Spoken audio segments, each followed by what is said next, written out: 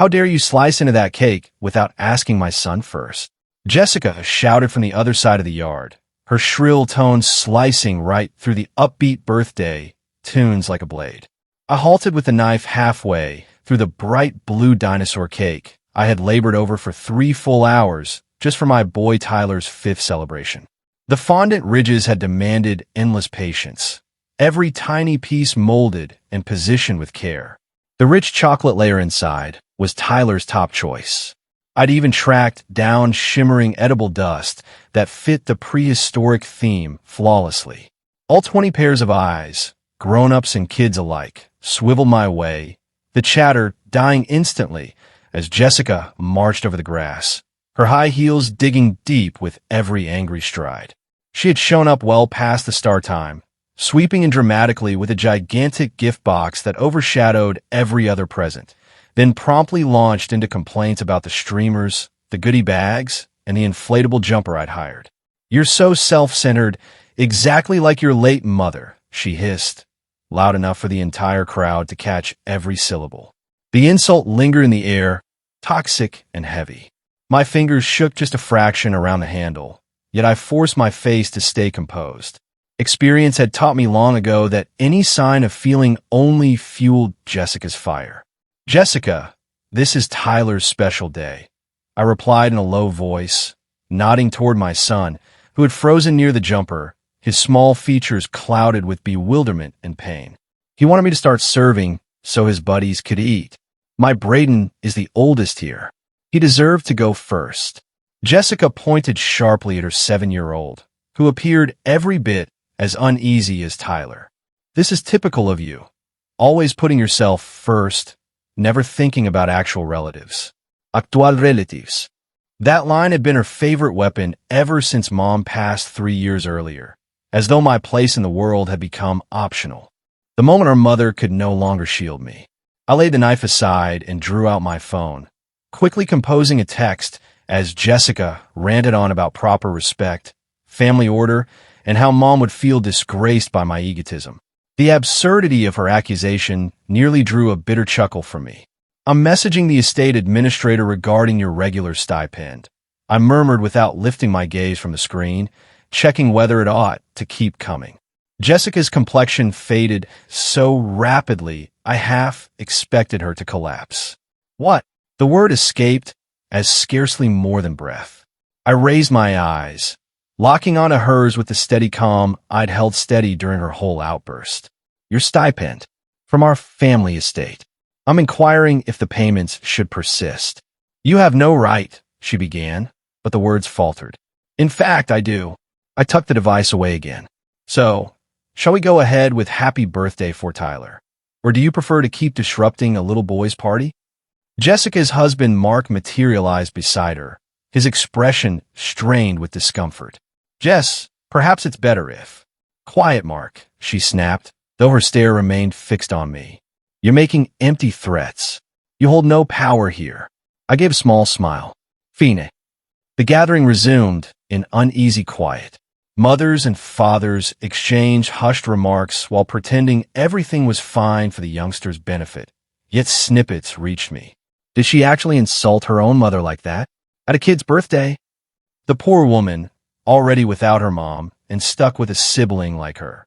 Tyler unwrapped his gifts with strained excitement, the earlier sparkle in his eyes dimmed by the strain. He kept stealing anxious looks between me and his aunt, his tiny fingers struggling with paper he would have ripped open joyfully before. Every present drew extra kind smiles and encouraging words from the adults, as though they hoped to make up for Jessica's damage. I handed out slices. The dinosaur head portion landed on Tyler's plate, exactly as intended, and I chatted lightly with the other grown-ups, responding to queries about whether the cake was homemade, passing along the icing recipe, chuckling when it felt right. Meanwhile, Jessica remained stiff near the fence, her expression shifting from fury to dread, fingers locked tightly around her phone. The jumper's noise grew strangely overwhelming. Kids squealed in delight, the sound clashing harshly with the grown-up strain. One girl ended up with frosting tangled in her ponytail. A couple of boys squabbled over a small favorite toy. Everyday party disorder that now felt strangely distant after the scene. My phone vibrated roughly 20 minutes on. I checked the display, noted the administrator's reply, then glanced across to see Jessica watching me intently. "Pardon me," I told the mom I'd been speaking with, then approached my sister. She hurried to meet me, seizing my wrist with bruising force. "We have to speak. Right now." I guided her inside, out of sight of the visitors. As soon as the glass door slid shut, Jessica rounded on me. What in the world was that stunt? Her tone quivered with fury and alarm in equal measure. "You can't openly threaten me like that with everyone watching. These are neighbors' school parents." "Exactly," I answered evenly. "They're people who heard exactly what you declared about me and our mother at a child's birthday." Jessica's cheeks burned red. I lost control. You know I snap when pressure builds. Pressure from what? A 5-year-old serving his own cake. I folded my arms. Or maybe the strain of overspending again, with bills stacking higher? Her gaze widened. "How could you possibly? I have full visibility into your money matters, Jessica. Every detail." I wasn't issuing threats, I continued levelly. I simply raised a valid point about estate payouts. You've got zero involvement in Mom's estate. Actually, Jessica, I have complete involvement. I opened the administrator's message on my phone and passed it over. "Take a look." I observed her closely as she scanned the text, saw the precise instant understanding struck. Her skin shifted from ashen to sickly dull. "This can't be real," she breathed, though her grip shook violently. "Mom never would have." "Mom absolutely did." I retrieved the phone. She named me executor of the full estate just 8 weeks before her passing. $47 million, Jessica. Every cent from grandmother's legacy, plus portfolios, rental holdings, equities, the seaside property you assume stands vacant. All of it. And for 3 years, you've collected $15,000 each month, wired reliably on the first without fail. Jessica dropped onto the sofa, her expensive purse tumbling from her arm to the carpet. "That isn't possible."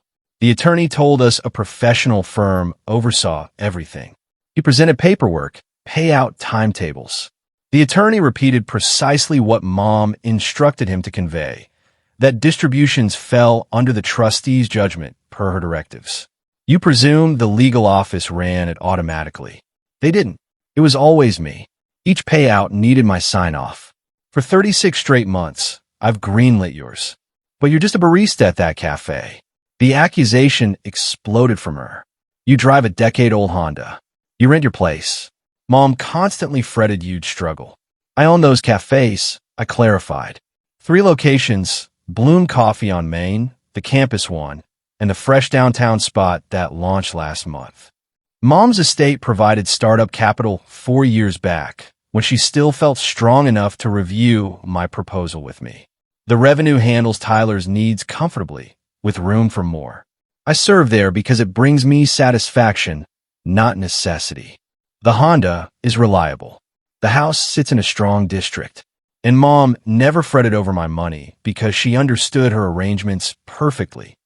Jessica's lips parted and shut repeatedly. A smear marred her perfect lipstick.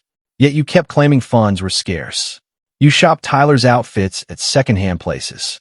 You insisted you couldn't manage better." I explained I disliked squandering cash on clothes kids outgrow quickly.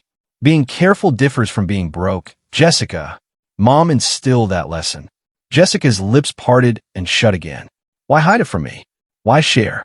So you could press for extras? Judge my choices? Add another reason to label me outsider?" I shook my head. Mom designed the structure deliberately. She recognized you'd squander unrestricted access. The fixed monthly sum ensures comfort without freedom. I'm still your sister. And you labeled me selfish, comparing me to our deceased mother, right at my child's birthday. My tone stayed even, yet carried an edge. In earshot of his classmates. In front of other families. "You reduced my 5-year-old to tears over a cake he personally requested I cut." Jessica averted her gaze. "I didn't intend." "You absolutely intended. You always do." I glanced at my phone once more. "The administrator awaits my direction. I can maintain your current level, Raise it, lower it, or halt it completely. Mom granted me sole discretion on that point. You wouldn't dare stop it. I most certainly would. The founding papers leave no ambiguity. Full control rests with the trustee. Curious about additional contents? Mom's personal note. 3 pages detailing her precise reasoning. I displayed a snapshot of the document. Care to see her remarks on your real family remarks? Jessica's features collapsed. She knew. Naturally, she knew. You were never discreet. I enlarged a section. Right here. Jessica consistently prioritizes image above integrity, wealth above decency. She will almost certainly mistreat her sibling after my departure, persuaded that lineage trumps affection. Allow her to discover through hardship that the sister she belittled now holds her economic destiny. Quiet expanded between us. Beyond the walls, children's giggles floated in, the jumper creaking, Tyler's delighted shout over some discovery. Ordinary party joy. Cheerful noise. What do you expect from me? Jessica asked at last, voice tiny. I expect you to depart Tyler's celebration. Quietly. Invent a reason. Say Brayden feels unwell. That's sufficient. For the moment. I pocketed the phone. But listen carefully, Jessica. If you ever address me, or mention Mom, that way again, particularly around my boy, the stipend ends at once. Not lessened. Eliminated. And if you suspect I'm exaggerating, recall I've overseen this estate 3 years without your awareness. I avoid promises I cannot fulfill. Jessica rose gradually, appearing a decade more aged than when we'd entered. The stipend supports everything. Mark's venture falters, the house payments. I track your exact circumstances. Quarterly summaries arrive for every recipient. I move toward the exit. That explains why you've gotten $15,000 instead of the $10,000 Mom originally proposed. I adjusted upward last year when Mark's operation hit trouble. Despite it all, you remain my sister, and Tyler should keep his cousin close. Her eyes grew wide. You raised it. Last year. The auto deposit masked the change. I slid the door open, allowing party sound to rush in. Kindness doesn't equal endless patience, Jessica. I can show generosity while refusing abuse. Grasp that distinction. Jessica passed without reply, posture defeated. I observed her gather Mark and Brayden, murmur something that transformed her husband's confusion to astonishment. They exited via the side entrance, Brayden offering Tyler a reluctant wave filled with real regret.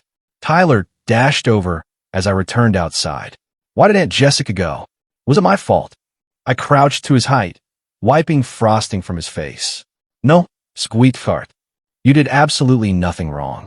Brayden felt sick, so... Dinosaur figure.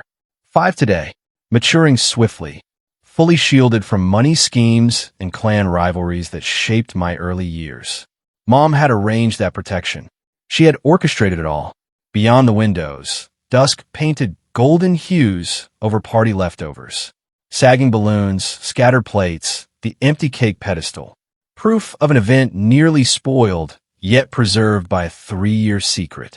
I had sliced the cake simply because my child requested it. A minor action, an ordinary choice, yet exposed so much. Occasionally, the tiniest resistance brings the weightiest results. Tyler shifted, murmuring dinosaur dreams. I tucked the cover around him, pressed a kiss to his brow, then started tidying the garden. The estate would carry on. Jessica would absorb the point, and Tyler would mature understanding that true family surpassed lineage, rank, or approval for birthday traditions. It signified devotion, safeguarding, strength disguised as softness until challenged. Mom had demonstrated that truth, and today, at last, I had conveyed it to Jessica. The education carried a steep price, yet certain lessons justify every expense. Don't forget to like, subscribe, and hit that bell icon so you never miss a twist.